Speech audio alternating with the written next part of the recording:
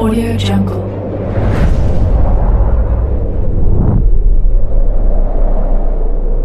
Yo, balik lagi bersama Mimin di Manhua TV. Kali ini kita akan lanjutkan pembahasan dari cerita Riches Can Buy Loyalty. Mimin infokan kembali bagi teman-teman yang ingin menonton video terbaru lebih cepat, silahkan bergabung menjadi member di channel ini dengan biaya 10.000 per bulannya. Jika tidak, teman-teman bisa bersabar lebih dulu selama 2-3 hari untuk menonton video tersebut. Tanpa berlama-lama, yuk kita masuk ke disclaimer dulu.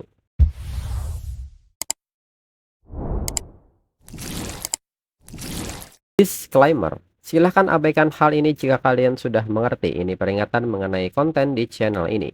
Video ini berisi alur cerita komik yang mempermudah bagi teman-teman untuk mengetahui isi ceritanya dan memahami alur ceritanya. Jika ada kesamaan tokoh, tempat, maupun isu yang sedang hangat, itu benar-benar tidak disengaja. Dan peringatan bagi teman-teman untuk tidak mencontoh atau meniru perkataan maupun perbuatan yang tidak baik yang ada di video ini. Karena cerita ini hanyalah fiktif belaka. Jika mengerti, yuk kita masuk ke ceritanya. Segera Shen Yuan menjawab panggilan ini dan ternyata itu dari Li Yuhang. Li Yuhang segera meminta Shen Yuan untuk segera datang. Shen Yuan pun bertanya ada keadaan darurat apa. Li Yuhang mengatakan bahwa tidak ada waktu untuk mengobrol. Dirinya sudah mengirim Shen Yuan lokasinya dan Shen Yuan harus segera ke sini sekarang. Shen Yuan pun bertanya-tanya apa yang telah terjadi. Kini Shen Yuan telah berangkat menuju lokasi yang telah diberitahu Lin Yuhang. Namun saat di pertengahan jalan, Lin Yuhang kembali mengatakan bahwa mereka pindah lokasi. Dirinya sekarang berada di Gua Suyun, serta meminta Shen Yuan untuk cepat datang. Shen Yuan pun merasa jengkel, dirinya sudah hampir sampai dan sekarang Lin Yuhang bilang mereka pindah tempat. Lin Yuhang pun menyebut bahwa dirinya mulai sip, tapi temannya menyeretnya ke sini. Jujur saja, dirinya tidak begitu minat. Shen Yuan pun meminta Lin Yuhang untuk berhenti cari alasan dan cepat datang. Dirinya tunggu di bawah Gua Suyun. Kalau lebih dari 30 menit, Lin Yuhang dalam masalah besar. Lalu sesampainya di Gua Suyun, Shen Yuan menilai bahwa Gua Suyun dekat dengan tempat Li Xiao. Shen Yuan pun berharap tidak bertemu Li Xiao di sini. Lalu tak lama kemudian Lin Yuhang pun datang dan bertanya mengapa Shen Yuan nunggu di luar. Itu membosankan. Apakah Shen Yuan tidak mau naik buat ambil layanan? Teknisi 98 sangat hebat. Shen Yuan menyebut bahwa dirinya akan melewatkan itu. Dirinya sudah punya kelas bunga teknisinya. Tempat ini tidak ada apa-apanya. Lalu Lin Yuhang pun kaget melihat mobil baru Shen Yuan dan bertanya bagaimana ceritanya. Shen Yuan pun bertanya cerita apa yang Lin Yuhang maksud. Dirinya baru beli. Lin Yuhang pun menyebut Shen Yuan sangat tajir, beli G-Class, itu mobil impiannya. Shen Yuan meminta Lin Yuhang untuk berhenti berbasa-basi. Mengapa Lin Yuhang memanggil dirinya ke sini? Lin Yuhang menyebut bahwa Shen Yuan adalah salah satu pemilik bar itu dan tidak melakukan apapun. Dekorasinya hampir selesai. Lin Yuhang seketika mengajak Shen Yuan untuk mengobrol sambil ambil layanan. Teknisi 98 akan membuat Shen Yuan terbang. Dan nyatanya di saat yang sama di daerah itu Li Xiao dan Li Fei sedang berbelanja. Li Fei segera memberitahu kakaknya bahwa di sana ada Shen Yuan. Lin Yuhang pun terus mengobrol mengenai teknisi 98 ini dan menyebut Shen Yuan pasti tertarik. Sedangkan Shen Yuan sendiri telah memasang muka paniknya karena mengetahui ada Li Xiao di sana. Li Fei memasang muka marahnya dan Li Xiao sendiri dengan muka kecewanya. Shen Yuan segera berjalan dan menyapa Li Xiao serta mengatakan bahwa kebetulan sekali bertemu di sini. Lin Yuhang yang melihat reaksi Shen Yuan seketika bertanya siapa mereka dan memuji kecantikan mereka. Namun sapaan Shen Yuan tidak dihiraukan dan segera Li Fei mengajak Li Xiao untuk segera pergi. Shen Yuan seketika meminta Li Xiao untuk menunggu serta bertanya mau pulang untuk masak, bolehkah dirinya ikut? Dirinya bisa membantu. Li Fei seketika bereaksi dan bertanya dengan nada marah apa yang bisa Shen Yuan bantu. Apakah Shen Yuan tidak punya malu datang ke tempat seperti ini? Apakah Shen Yuan peduli sama kakaknya? Shen Yuan menyebut bahwa mereka salah paham. Dirinya di sini cuma menunggu seseorang. Li Fei kembali mengatakan apakah Shen Yuan pikir mereka percaya. Kakaknya sudah mulai menyukai Shen Yuan sampai memberikan kado terima kasih untuk tas itu. Dan sekarang Shen Yuan ada di sini. Li Fei segera mengusir Shen Yuan untuk pergi dan menyebutnya sebagai jajingan serta mempersilahkan Shen Yuan untuk mencari teknisi 98-nya. Dan segera Li Fei mengajak kakaknya pergi. Dan seketika tingkat kesukaan Li Xiao turun dari 70 ke 65. Shen Yuan yang melihat hal ini menilai bahwa mereka padahal sudah dekat, sekarang malah salah paham begini. Lin Yuhang yang melihat hal ini bertanya apakah itu pacar baru Shen Yuan. Apakah Shen Yuan mau dirinya menjelaskan semuanya? Shen Yuan merasa itu tidak perlu, dia sudah marah. Penjelasan Lin Yuhang tidak akan terdengar masuk akal. Dalam pikiran Shen Yuan, sekarang dirinya benar-benar menyakiti perasaan Li Xiao. Lin Yuhang pun meminta maaf, dirinya tidak tahu akan begini, tapi siapakah dia? Dirinya belum pernah melihatnya. Shen Yuan menyebut bahwa itu adalah gurunya. Dia juga mengajar bisnis Inggris. Lin Yuhang pun kaget dan bertanya apakah Shen Yuan naksir gurunya. Apalagi yang Shen Yuan sembunyikan dan meminta Shen Yuan untuk menceritakan semuanya. Shen Yuan pun mengatakan bahwa nanti dirinya coba perbaiki dan mengajak Lin Yuhang cari tempat duduk dan mengobrol. Lalu tak berselang lama mereka pun sampai di kafe Shen Yuan dan Chen Na segera menyapa Shen Yuan.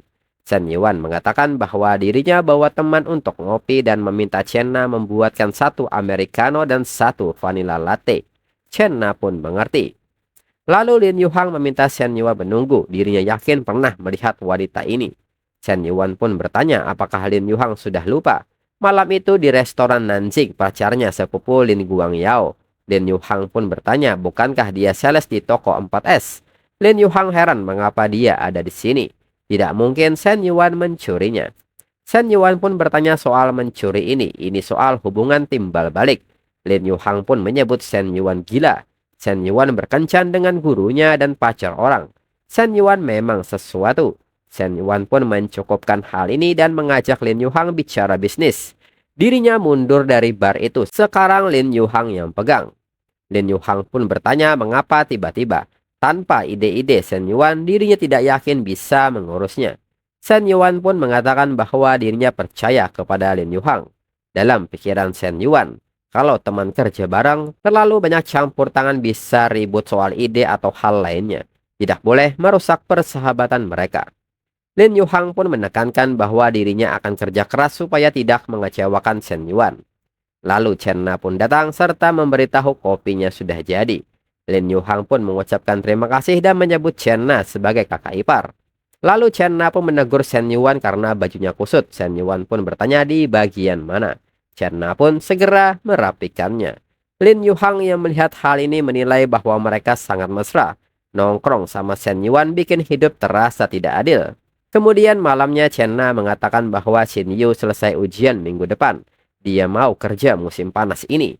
Chen Na pun bertanya mengenai pendapat Shen Yuan, bisakah Xin Yu membantu di kafe. Shen Yuan pun membolehkan hal itu. Lalu Chen Na pun mengatakan bahwa dirinya mau mandi. Seharian sibuk jadi keringatan. Lalu di saat itu Shen Yuan pun merasa bahwa dirinya harus menelpon Li Xiao dan menjelaskan. Namun setelah beberapa kali menelpon, panggilan Shen Yuan tidak diangkat, pesan juga tidak dibalas. Shen Yuan pun bertanya-tanya bagaimana perasaannya sekarang. Di sisi lain di rumah Li Xiao, Li Fei mengatakan Shen Yuan sangat mengganggu. Dia masih berani menelpon. Li Fei meminta Li Xiao untuk memblokirnya. Jangan biarkan Shen Yuan mengganggu Li Xiao. Li Fei mencoba menenangkan kakaknya dan menyebut Shen Yuan itu jajingan. Jangan menangis karena dia. Untung mereka melihat sifat aslinya hari ini. Anggap saja ini kemenangan. Lalu Li Xiao pun bertanya mengapa cowok suka tempat seperti itu. Li Fei menyebut bahwa itu sudah jelas, kebanyakan cowok memang begitu. Mereka kesana karena otaknya lagi dikendalikan nafsu. Li Xiao pun kembali bertanya mengapa mereka berpikir begitu. Li Fei menyebut bahwa itu karena dorongan, kalau tidak bisa mengendalikan mereka cari hiburan. Katanya cewek-cewek di sana tahu cara buat cowok senang.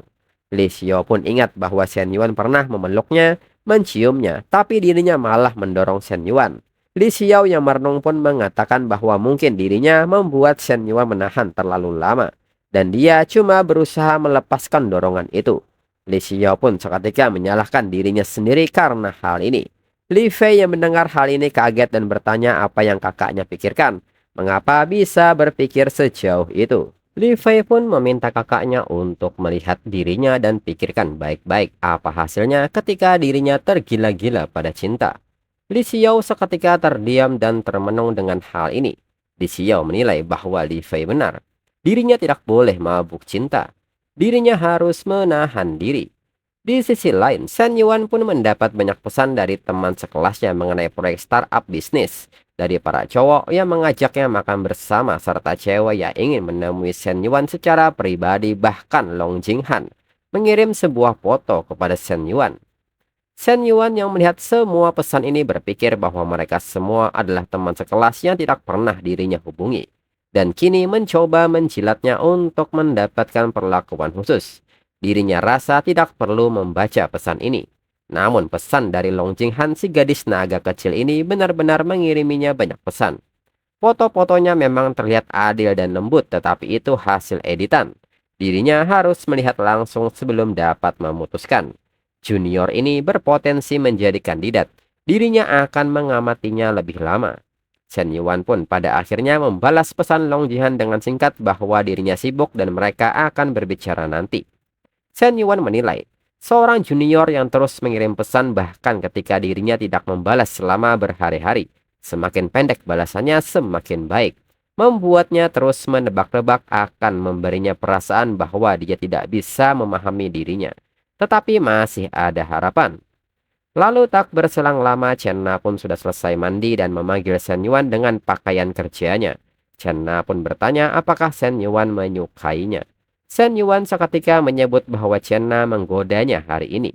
Segera Shen Yuan menarik Chenna. Chenna pun mengajak Shen Yuan untuk masuk. Shen Yuan menyebut bahwa dirinya tidak sabar menunggu saat berikutnya.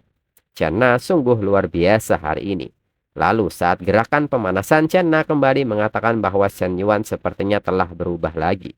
Shen Yuan pun bertanya bagaimana dirinya berubah. Chenna menyebut bahwa Shen Yuan tampak lebih berotot. Chenna pun bertanya apakah Shen Yuan baru saja berolahraga. Shen Yuan pun mengatakan bahwa Chenna pasti juga suka berolahraga dan mengajak Chenna untuk pindah ke sofa. Lalu Shen Yuan pun bertanya apakah Chenna tahu cara menunggang kuda. Chenna pun tidak mengetahuinya. Shen Yuan pun meminta Chenna untuk naik, dirinya akan menjadi perlengkapan Chenna secara gratis.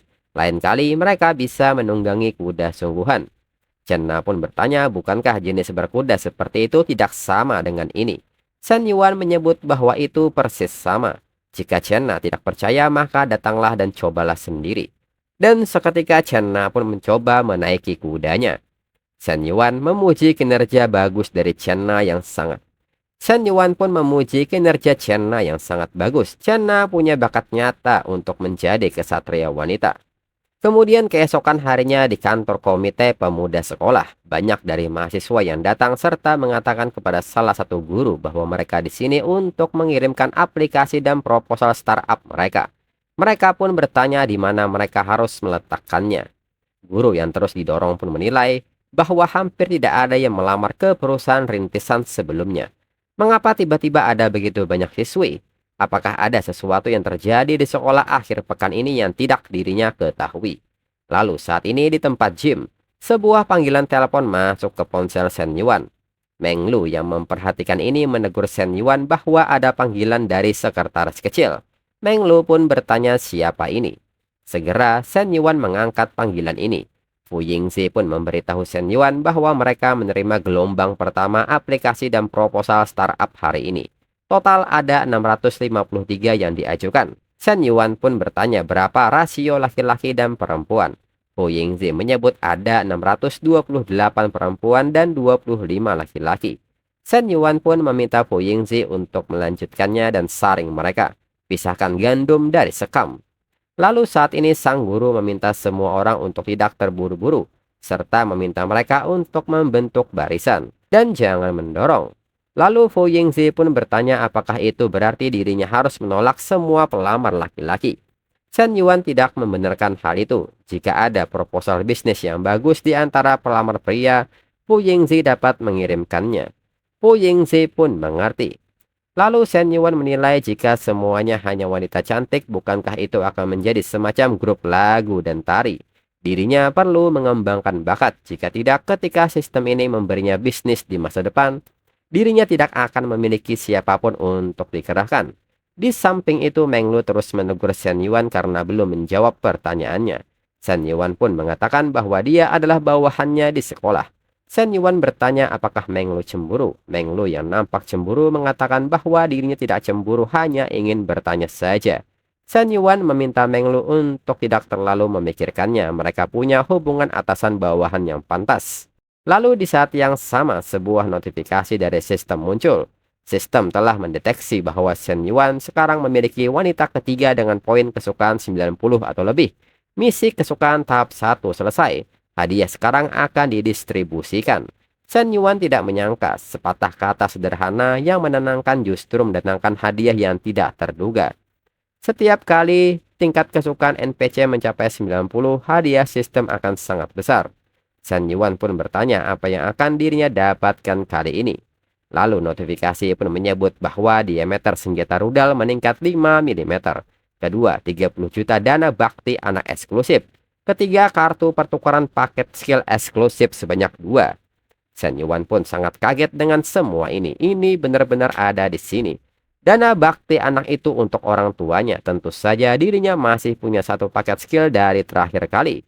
Tapi barang pertama ini sungguh luar biasa. Tidak ada pria yang hidupnya tergila-gila karenanya. Dengan cepat Shen Yuan mengambil hadiah pertama dan Shen Yuan pun merasakan perasaan hangat di bawah perutnya. Dan perasaan ini sangat jelas. Dengan cepat Shen Yuan menarik tangan Meng Lu dan meminta Meng Lu mengikutinya. Meng Lu pun bertanya ada apa, namun Shen Yuan menyebut bahwa tidak ada waktu untuk menjelaskannya dan meminta Meng Lu untuk naik ke atas. Lalu saat di kamar mandi, Meng Lu meminta Shen Yuan untuk menunggu lebih dulu. Ada sesuatu yang tidak beres. Shen Yuan pun bertanya apa yang tidak beresnya. Meng Lu menyebut bahwa Shen Yuan sedikit berbeda. Atau itu hanya imajinasinya saja. Jangan bilang olahraga membantu rudal Shen Yuan. Shen Yuan menyebut bahwa mungkin juga Meng Lu yang berubah. Meng Lu bertanya apakah ini sungguhan. Meng Lu pun meminta Shen Yuan untuk lebih pelan pada dirinya kali ini. Dirinya benar-benar tidak tahan. Shen Yuan pun mengerti lain kali dirinya akan melakukan pemanasan terlebih dahulu. Shen Yuan pun menilai bahwa pengaruhnya sangat signifikan, namun begitulah adanya. Setelahnya, Shen Yuan pun meminta Meng Lu untuk beristirahat lebih dulu. Dirinya harus pergi. Shen Yuan menilai bahwa sepertinya Meng Lu bukan satu-satunya yang perlu terbiasa dengan rudal nuklir barunya ini. Chen Na dan Meng Lu juga harus beradaptasi. Dirinya tidak bisa terlalu terburu-buru lain kali.